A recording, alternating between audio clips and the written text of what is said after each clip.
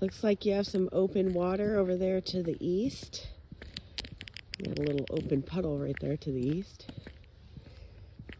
Got some open water over here to the west. And in front of the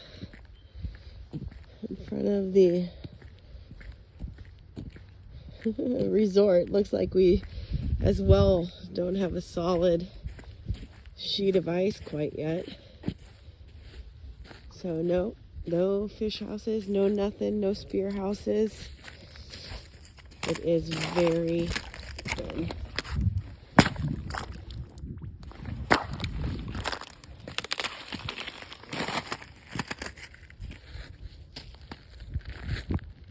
But it's getting there, it's trying. Diesel's on the ice.